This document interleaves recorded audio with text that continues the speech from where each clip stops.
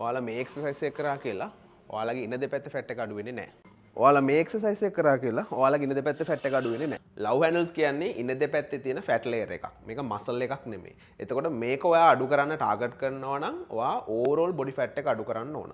ඒකට ඔයා මොනවද කරන්න ඕන? ඒකට ඔයා කරන්න ඕන කැලරි ඩෙෆිසිට් එකක් ක්‍රියේට් කරන්න. ඒ කියන්නේ ඔයා ගන්න කෑම අඩු කරන්න ඕන. ඒ වගේම ඔයා එක්සර්සයිස් කරලා කැලරිස් බර්න් කරන්න ඕන.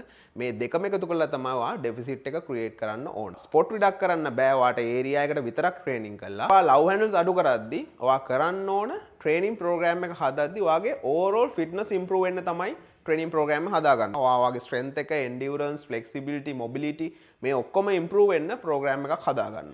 ඊට පස්සේ ඔයාගේ ඩයට් එකත් හරියට ෆලෝ කරන්න. එතකොට මේ දෙකම එකතු කරලා තමයි ඔයාට පුළුවන් ඕවරෝල් බොඩි ෆැට් එක අඩු කරගන්න. එහෙම ඕවරෝල් බොඩි ෆැට් එක අඩු කරාම ඔයාගේ ලව් හැන්ඩල්ස් උත් ඔටෝමැටිකලි අඩු වෙනවා.